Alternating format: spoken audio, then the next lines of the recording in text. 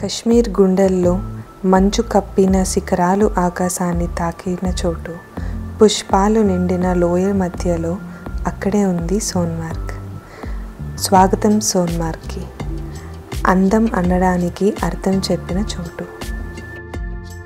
ఈరోజైతే డే 3 అండి. మనకైతే 80 కిలోమీటర్స్ పట్టింది శ్రీనగర్ నుంచి సోన్మార్గ్ రానందుకి, ఆల్మోస్ట్ 2 hours. మన రోడ్ పక్కన రివర్ కనిపిస్తుంది కదా, అది మనతో పాటు సోన్మార్గ్ వరకు వస్తుందండి. ఆ రివర్ పేరేంటో చెప్పుకోండి. దాన్ని సింధ్ రివర్ అని అంటారు. మన హిస్టరీ బుక్స్లో ఎప్పుడో అక్కడ చదువుకునే ఉంటాం, గుర్తు చేసుకోండి కాస్త.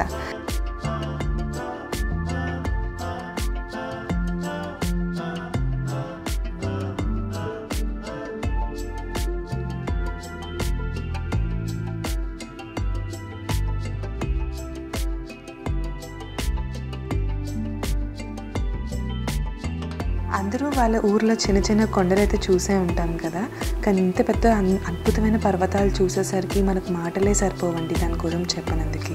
అలా కాసేపు జూమ్లో చూస్తే అక్కడ చిన్న చిన్నగా హట్స్లా కనిపించే, దాన్ని జూమ్ చేస్తే అవన్నీ చిన్న చిన్న ఇల్లులు అండి. ఎంత బ్యూటిఫుల్గా కన్స్ట్రక్ట్ చేశారంటే అసలు అక్కడ వెళ్ళడానికి రోడ్స్ ఎలా ఉన్నాయో, కనెక్టివిటీ ఎలా ఉందో అనేది నాకు అసలు అర్థమే కాలేదు. కానీ చిన్న కోరికైతే పుట్టిందండి, అక్కడి నుంచి వ్యూ ఎంత అద్భుతంగా ఉంటుందని. మేబీ అవి హోటల్స్ కూడా అయ్యి ఉండొచ్చేమో, I don't know, but maybe next time అయితే నేను డెఫినెట్లీ ట్రై చేస్తాను అక్కడ స్టే చేయనందుకు.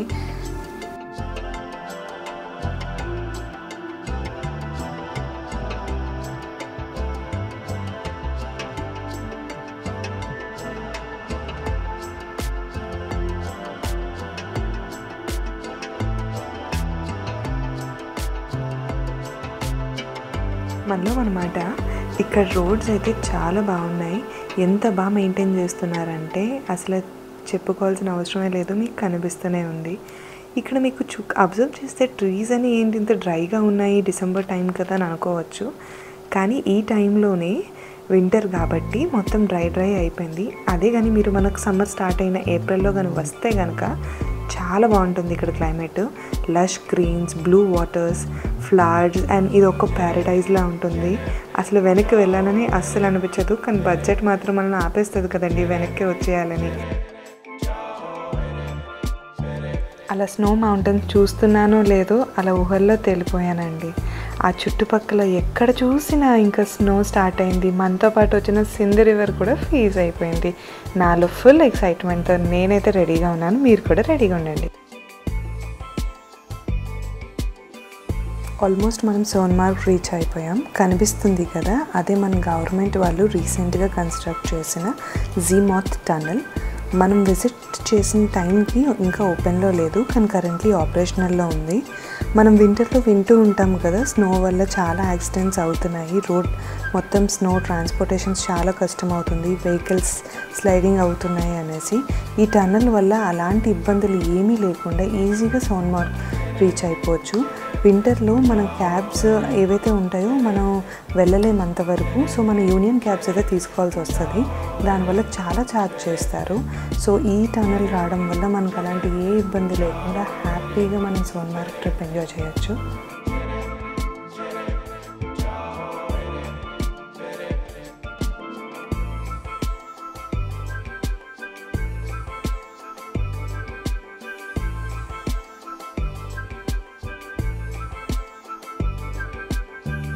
ఆల్ ఆఫ్ సడన్గా బ్లాక్ అండ్ వైట్ తప్ప ఇంకే కలరు నాకు కనిపించలేదు. ఈ చుట్టూ ఎంత beautiful scenery, AR Rahman music పెట్టుకుంటూ ఈ బ్యూటిఫుల్ ఓక్ ట్రీస్ చూసుకుంటే, ఇంత అద్భుతమైన ప్రపంచం మన పక్కనే ఉంది అంటే మిస్ అవ్వకుండా ఎవరైనా ఉంటారా? మీరు తప్పకుండా ప్లాన్ చేయండి ఈ కాశ్మీర్ ట్రిప్ని. ఎప్పుడెప్పుడు అని ఎదురు చూసిన మన సోన్మార్గ్కి వచ్చేసాం. Welcome to Sonmarg.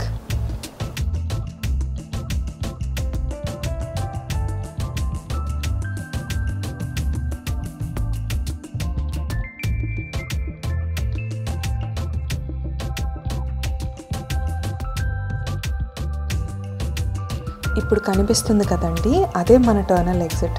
డైరెక్ట్గా సోన్మార్గ్కి రీచ్ అయిపోవచ్చు.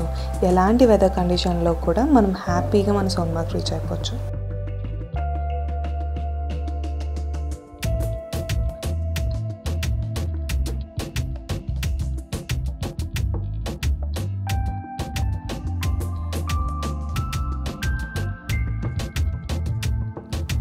ఇక్కడ నుండి స్ట్రైట్గా మనం కంటిన్యూ అయితే మన లే అయితే రీచ్ అయిపోతాం. మన నెక్స్ట్ లే వీడియోస్లో కవర్ చేద్దాం.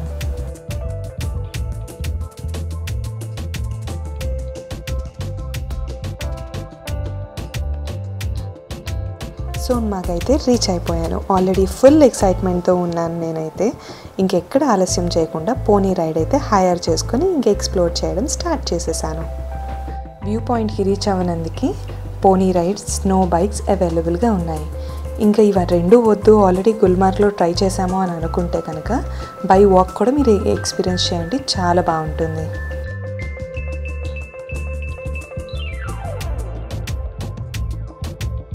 ఫైనలీ వ్యూ పాయింట్కి అయితే రీచ్ అయిపోయాం.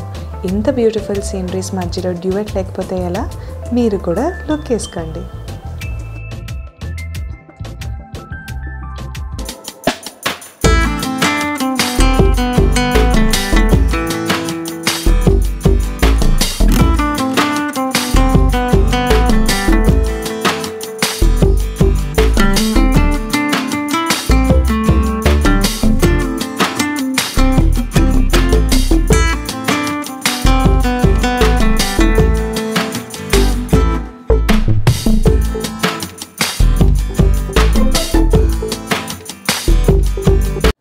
ఇంత స్నో చూసిన తర్వాత స్నోమ్యాన్ తయారు చేయకుండా నేను ఎలా ఉంటానో చెప్పండి.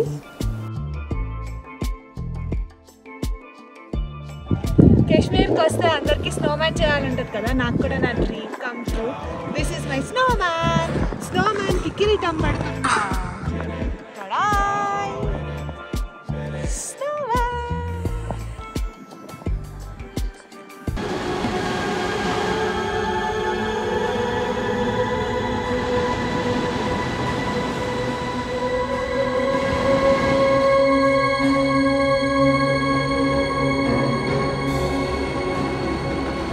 కలిసిపోయాను కదా, ఇంకా వేడి వేడి మ్యాగీ తింటే ఎంత బాగుంటుంది అనిపించింది ఈ చల్లటి క్లైమేట్లో. ఆ టేస్ట్ కూడా అంతే బాగుందండి. ఇక్కడైతే చాలా స్టాల్స్ ఉన్నాయి, ఫుడ్ స్టాల్స్. వచ్చేటప్పుడు ఒక ఎక్స్పీరియన్స్ అయితే వెళ్ళేటప్పుడు ఒక ఎక్స్పీరియన్స్, రెండు డిఫరెంట్ ఎక్స్పీరియన్స్ సింగిల్ డేలో. నా మైండ్ అయితే బ్లో అయిపోయింది. ఇప్పుడు చూసే మౌంటైన్ ఏదైతే ఉందో మన ఆర్మీ వాళ్ళకి ఎక్స్ట్రీమ్ ట్రైనింగ్ అయితే ఇక్కడ ఇస్తారు. అసలు ఇలాంటి ఎక్స్ట్రీమ్ క్లైమేట్ కండిషన్లో ఎలా తట్టుకుంటారో అంటే ఈ పర్వతం చూస్తేనే నాకు అర్థమైపోతుంది వాళ్ళు ఇచ్చే ట్రైనింగ్ ఏ లెవెల్లో ఉంటుందో. అసలు మనకి సగం ప్లేసెస్లో స్నో ఉంటుంది, ఒక దగ్గర గ్రీన్గా ఉంది కదా. ఇదైతే ఈ సీజన్కి అయితే ఫస్ట్ స్నోఫాల్. మనకి జాన్ మిడ్లో అయితే మీకు ఆల్మోస్ట్ 3 feet వరకు మనకు స్నో ఉంటుంది. ఎక్స్ట్రీమ్ లెవెల్, అసలు మొత్తం ఈ రోడ్ అంతా కూడా ఫ్రీజ్ అయిపోతుంది. మనం చూసే ఈ లేక్స్ అన్నీ ఫస్ట్ నుండి మనతో పాటు తోడు వచ్చిన సింధ్ రివర్ని ఎలా పలకరించకుండా వెళ్తాం మనం. అసలు వాటర్ అయితే చిల్లింగ్, అసలు ఎంత ఫ్రీజింగ్ కోల్డ్ ఉందంటే ఇంకా చెప్పనందుకు నా చేతులు అయితే కూడా ఫ్రీజ్ అయిపోయాయి. అసలు సీనరీ అంతా ఒకవైపు ఒక కలర్ ఉంటే ఇంకోవైపు ఒక కలర్ ఉంది.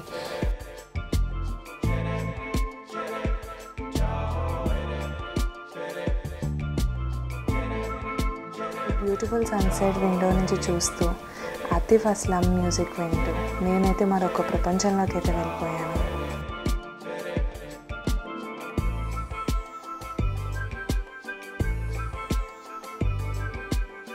ఈ బ్యూటిఫుల్ సన్సెట్తో మా Day 3 అయితే ఎండ్ అయింది. Let's meet in Pahalgam Day 4. Please like, share and subscribe to my channel.